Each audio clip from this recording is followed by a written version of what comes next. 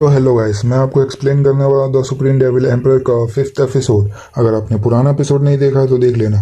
पिछले एपिसोड में जो है ना, वो ऑर्डर किया था सुप्रीम डेविल एम्परर ने, मतलब खाने में उसको अच्छा नहीं लगा था, तो उसने है ना वो बोला था शेफ को बुलाने। फिर वहाँ पे शेफ आता है, उसके आगे देखते हैं क्या होता है। पीछे से आवाजें आते हैं, ये इंसान पागल है, हिसान लाओ में परेशान करने की हिम्मत करता है ये। और दूसरा कोई कहता है आखिरकार ये सिर्फ 5 स्पिरिट स्टोन के लिए इतनी हिम्मत कर रहा है, अगर मैं होता तो ये नहीं करता। कोई वुमेन कैसी है कि ये मुझे ऐसा लगता है ये पागल है। फिर वो शेफ कहता है कि आप बताइए कि है ना इसके बारे में क्या है। तो हमारे डेविल एम्परर कहता है, उसके बारे में बताने लगता है, एक्सप्लेन करता है कि जो इंग्रेडिएंट है सोप का, जो Buddha jump over the wall है, उसे जरूरत पड़ती है ज्यादातर स्वादिष्ट बनाने के लिए। इसको 49 डेज लगता है सुखाने के लिए, और तभी जाके ये स्वादिष्ट बनता है। और कहता है डेविल एम्परर कि तुमने इस प्रोसेस को फ्रेश इंग्रेडिएंट से रिप्लेस किया है, तो तुम्हारे पास कौन सा क्वालिफिकेशन है इसको करने का। तो रोंग लियो मन में सोचता है इसको कैसे पता है।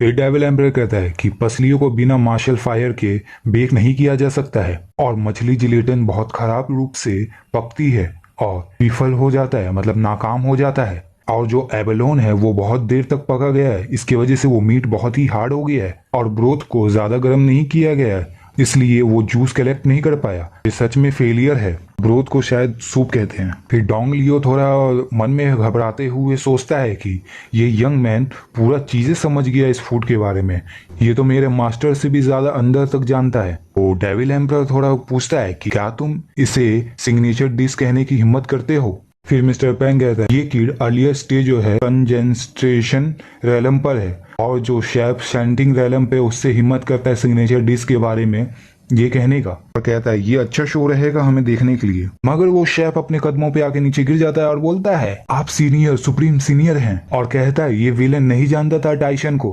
प्लीज मुझे माफ कर दीजिएगा। और इसे देख के सब लोग हैरान हो जाते हैं, यहाँ तक मिस्टर पैन की तो फटके हाथ में आ जाती। फिर मिस्टर पैन डोंग लियो को पकड़ते हुए गुस्से में कहता है उसने तुम्हारे खाने को बकवास कहा और तुम अभी भी उसे मानते हो, तुम्हारा दिमाग खराब हो गया है। तो डोंग लियो कहता है जो उन्होंने कहा वो सच है, वो सीनियर ने सच कहा है, और मैंने जो the monster beast Buddha jump over the wall जो बनाया है वो सच में बकवास है। तो मिस्टर पैंग गुस्सा होते हुए कहता है तुम मान भी रहे हो, और कहता है क्या तुम ये साबित करना चाहते हो कि मैं गार्बेज खाता हूँ, मतलब कि कचरा खाता हूँ। तो डेविल एम्परर कहता है तुम उसे ब्लेम नहीं कर सकते हो सकता है कि तुम है ना कचरा ही खाते हो, मतलब तुम बकवास चीजें खाते हो। तो वो फिर मिस्टर पैन गुस्से में होके कहता है तुमने क्या कहा। तो डेविल एम्परर थोड़ा एटीट्यूड में कहता है कि मैंने कहा कि तुम जैसे कचरा खाने के लायक हो, क्या तुमने मेरा बातें क्लियरली सुन लिया। लेकिन मिस्टर पैन गुस्से में आके कुछ है ना पावर अपना इस्तेमाल करता है, मतलब अजीब सा गोला बनाता है, और कहता है अब तुम अपने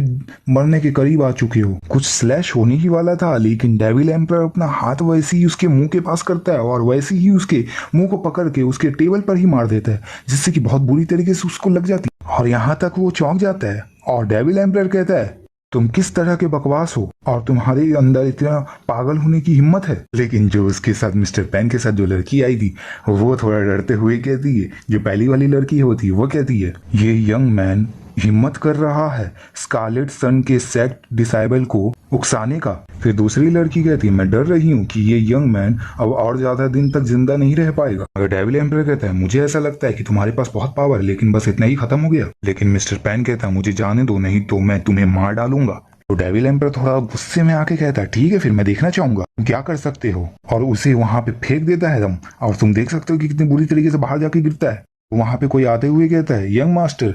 फिर कोई कहता है कि ये खत्म हो गया, अब ये स्टोर जो है अब बहुत ट्रबल में आने वाला, मुश्किल में आने वाला है स्कारलेट सन सेट के द्वारा।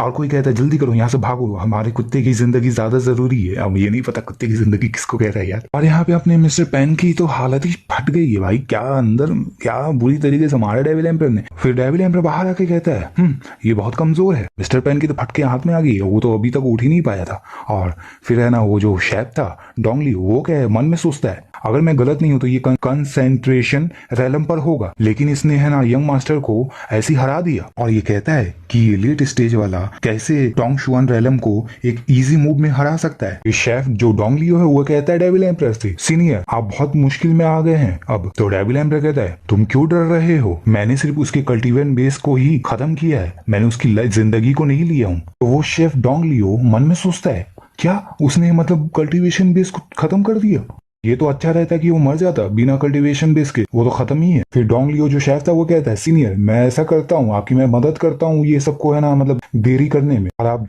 आप भी जल्दी करिए और यहाँ से भाग जाइए इस सिटी से। फिर हमें बैकग्राउंड में दिखाया जाता है इन लोग के बारे में जो स्कारलेट सनसेट है वो टॉप पावर में आते हैं इन्फान सिटी में, और जितने भी एल्डर है उनके कल्टीवेशन बेस वो सेंट रेलम तक पहुंच चुके हैं, और उनके जो सेक्ट मास्टर है उन्होंने पहले ही सेंट किंग रेलम को उसको है ना पा लिया था 100 साल पहले। डोंग लियो थोड़ा घबराते हुए कहता है कि तुमने उनके डिसाइबल को मतलब खत्म कर दिया है और द स्कारलेट सनसेट तुम्हें जाने नहीं देगी कभी भी। और अपना सुप्रीम डेविल एम्परर एकदम एटीट्यूड में कहता है कि टेंशन मत लो, जितने भी स्कारलेट सनसेट के जो भी मेंबर आएंगे जितने भी होंगे मैं उस सबको खत्म कर दूंगा। और कहता है मैं अभी भी भूखा हूँ, मुझे अभी भी अपने पेट को मतलब भरना है। फिर डोंग लियो है ना घबराते हुए मन में सोचता है इसने पहले ही स्कारलेट सनसेट को नाराज कर दिया है और ये अभी भी इतनी आराम से कह रहा है, और आखिर ये है कौन। देखो यार ये एपिसोड यहीं पे खत्म होता है। अगर एपिसोड पसंद आ रहा है तो लाइक कर दो, शेयर कर दो, सब्सक्राइब कर दो यार। और मैं अभी और भी एपिसोड डालूंगा,